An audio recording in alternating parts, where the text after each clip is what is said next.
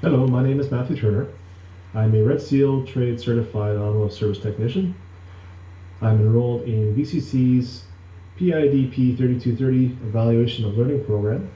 Today I have a short video on a classroom assessment technique called the one-sentence summary.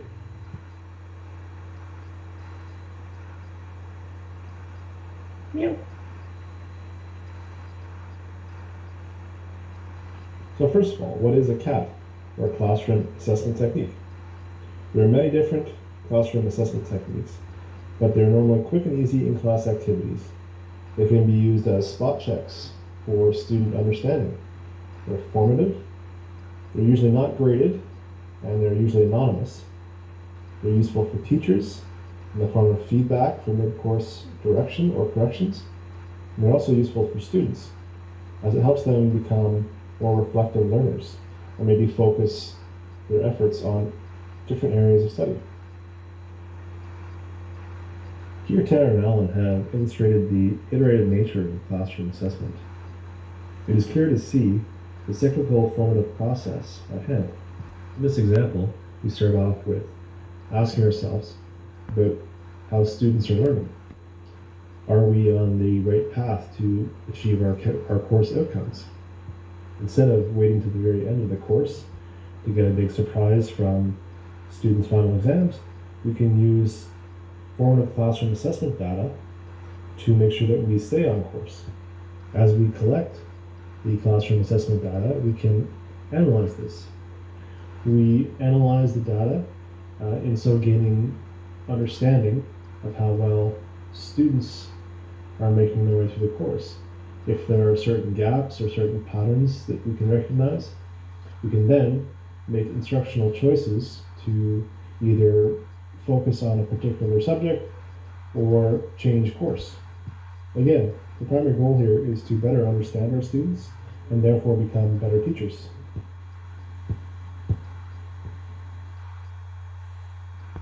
In this video, we'll be focusing on the one-sentence summary assessment strategy. This classroom assessment tasks students with answering the questions: who does what to whom, when, where, how, and why.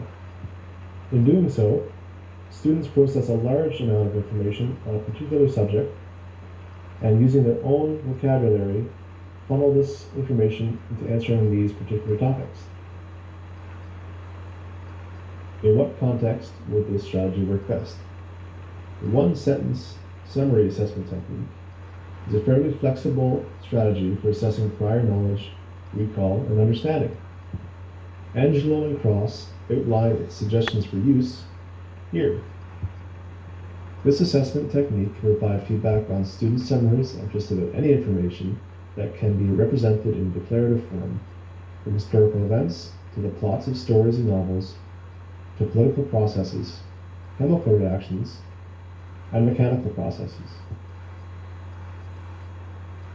Now, how would a one-sentence summary assessment technique fit in the context of an automotive technology training course?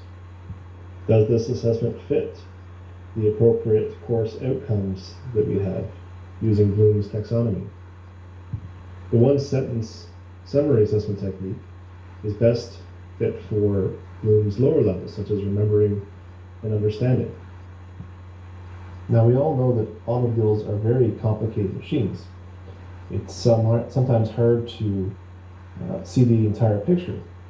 We usually break down automobiles into individual systems, and within those systems we have our individual components.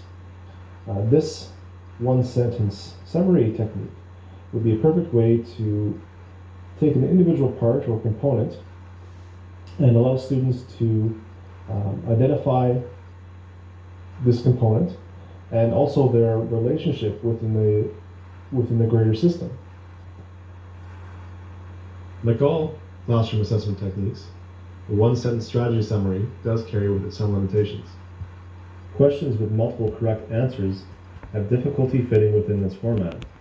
Therefore, not all course material may be eligible for a one-sentence summary assessment. Also, students and instructors may feel that material can be oversimplified within the constraints of a one-sentence summary. Now, what are some of the advantages of the one-sentence summary technique? For instructors, this is a fast and efficient way to assess a student's capacity to summarize the subject matter at hand. For students, this technique helps them construct understanding of complex processes within their own framework. Students also gain practice in chunking large amounts of information into more memorable, smaller portions. Some of the best practices to employ while using a one-sentence summary assessment technique are trying out the matrix on yourself first. Make sure that the topic at hand is something that will fit into the sentence matrix.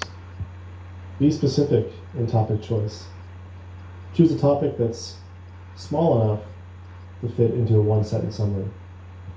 Make sure that students are led in the right direction by first declaring the who or the object in the sentence matrix. And finally, keep students' answers anonymous. How will we provide feedback to our learners using the one-sentence summary strategy? After analyzing the assessments, the instructor can choose the most correct summary sentences and share those examples to the class via group discussion, or if it's an online class, they can post them. Remember that the assignment submissions are anonymous, so students shouldn't feel any discomfort in having their assessments shared.